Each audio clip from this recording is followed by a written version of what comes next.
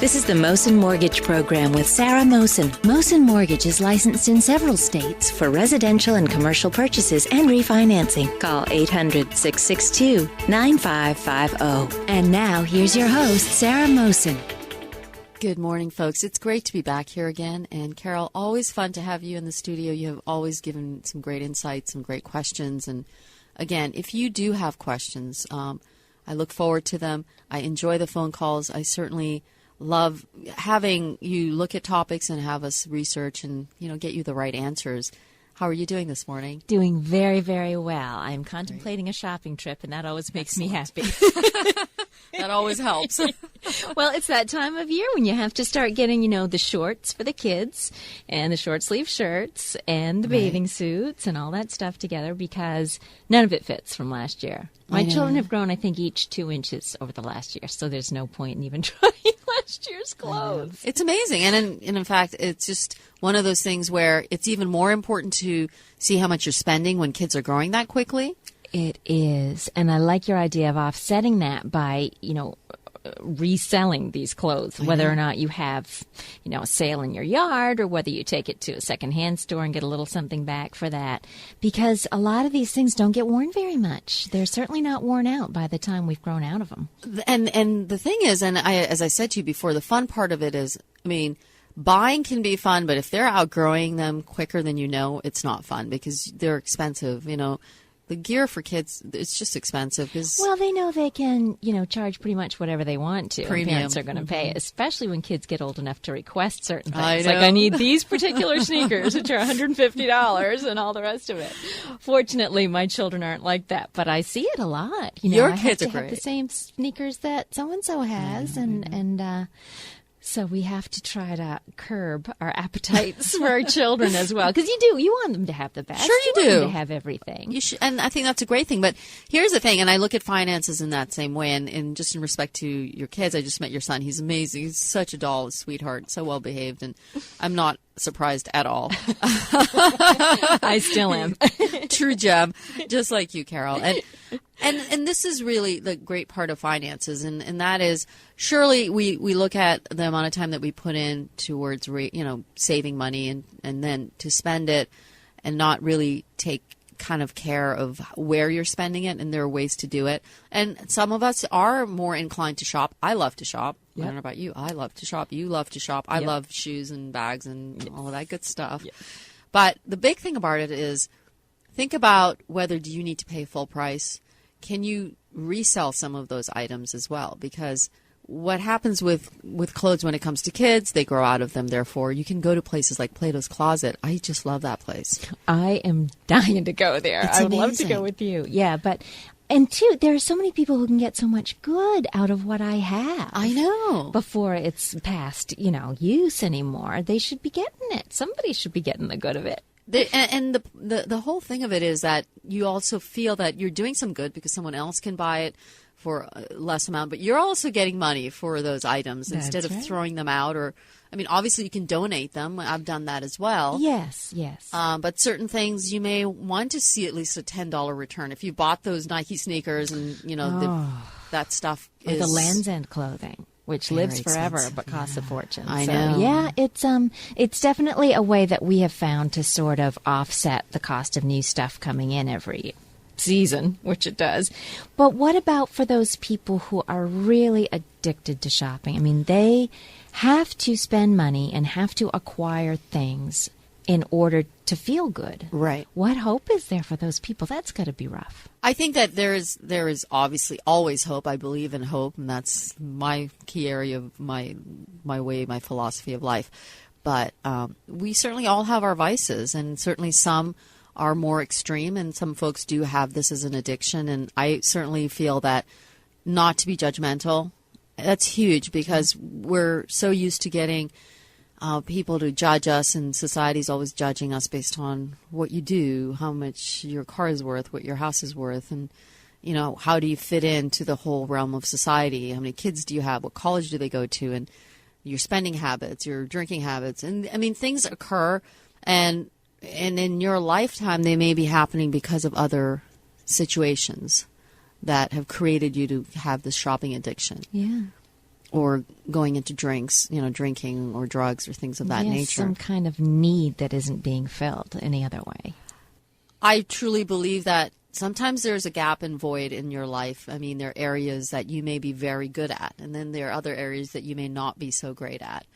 And we all have to accept that, because as human beings, we all are not perfect. That's the greatness about being human, our imperfections. And there's true joy in it, and learning about those imperfections and just embracing them. And the older I get. Embracing. That's the tough part, isn't it? Oh, my goodness. Well, I do believe there's an extent to which you can change. But there is also an extent to which you kind of are who you are, too.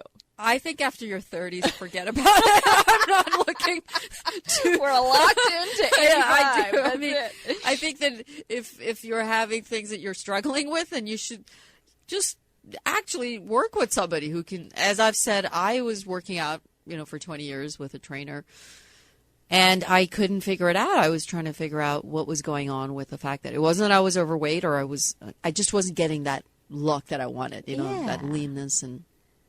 figured it out. It was with my friend Sarah Werner and her nutrition plan, and that worked for me. Yeah. And it was like the light bulb went off. And then I had Russ White in the studio when we were chatting, and we did his refinance. And he said, you know what? I have done a refinance several times and have gone back into credit card debt. The only difference was that this time around, we have a relationship, Russ and I and his family. Yes, right. And it's not about just the loan, because I felt so blessed, and I really enjoyed the process and finding out about him and his family, and the fact that we could do something. And he really thought, and his wife thought, there was no way that they were beyond help. Yeah. And that was not true. Right. And so when it comes to things that you are looking to improve in, and we don't want to be perfect, because to be so focused on being perfect is just unnatural and exhausting. Yeah, it's exhausting. Yeah. That's a good word.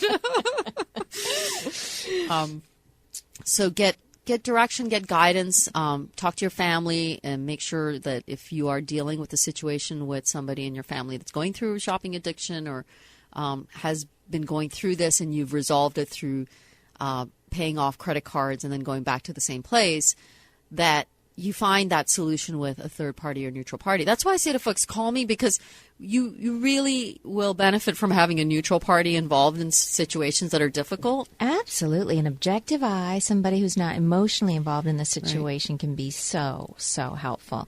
For our listeners at home, Sarah's number is 800-662-9550.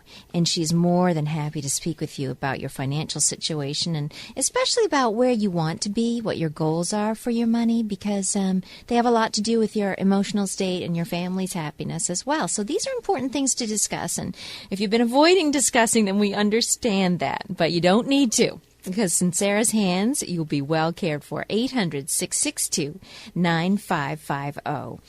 There are, of course, listening right now, Sarah, people from variety of income levels. Right. Some people, are struggling. Other people feel like, well, we're on the right path, and some people probably have a little more than they even need month to month. And they're obviously, have options for charity and help for their families and other options.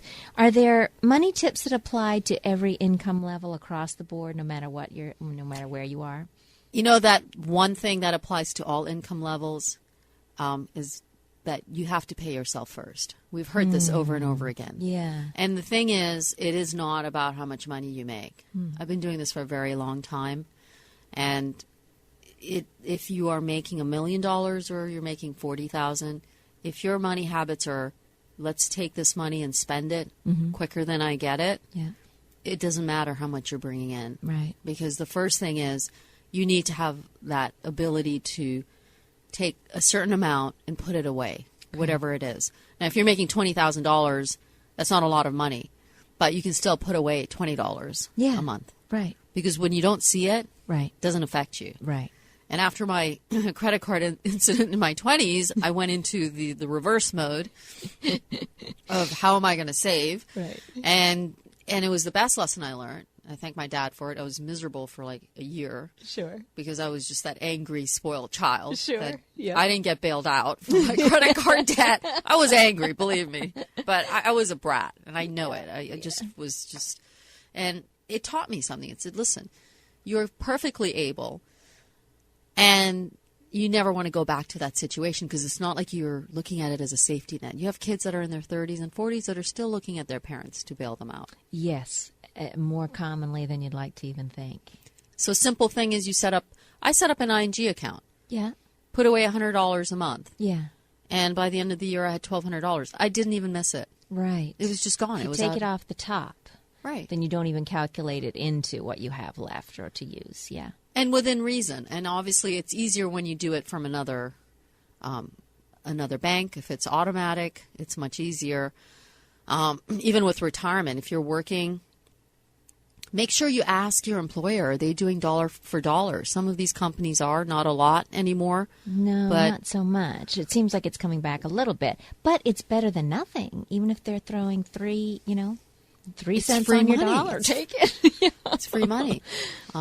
But most importantly, the first thing is to have an emergency fund. Then you look at retirement, because when you don't have an emergency fund, the first thing that you see statistics-wise, 66% of Americans who don't have emergency funds use their mortgage payment as their emergency fund. Oh, okay. Now, with the way things are, you're late on your mortgage. Yeah. If you have, let's say, a lot of equity on that mortgage and you've been current for the last 15, 20 years or 5 years, it's irrelevant. Right. Because your score drops. Yeah. And if it drops under 620, then most lenders won't qualify you. In our case, we will look at what options are available and we can help repair that. Because we do believe in the fact that philosophically, where you are here today does not mean where you're going to be there in 30 seconds. Things change. No, they do. They do. I think more rapidly than they used to. Like looking back on my parents, who just expected you to have one job your whole life, Right. Your account would grow, your savings would grow, and they wouldn't reverse, as has happened to a lot of people's savings over the last few years. And there was an expectation that is just not realistic anymore. Well, with the internet age and so much is moving in such a fast-paced way, some of it is great and some of it not so great. Yeah.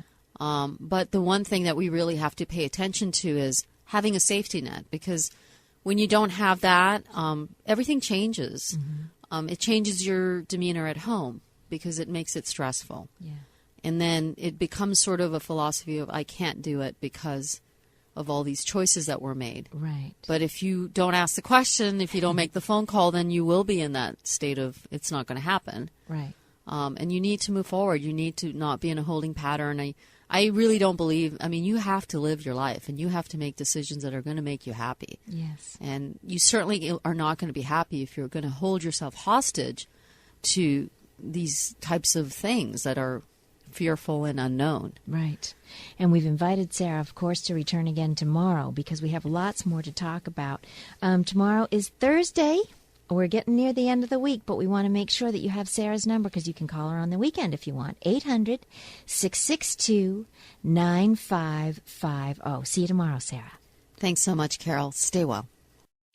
This has been the Mosen Mortgage Program with Sarah Mosen. Mosen Mortgage is licensed in several states for residential and commercial purchases and refinancing. Call 800-662-9550.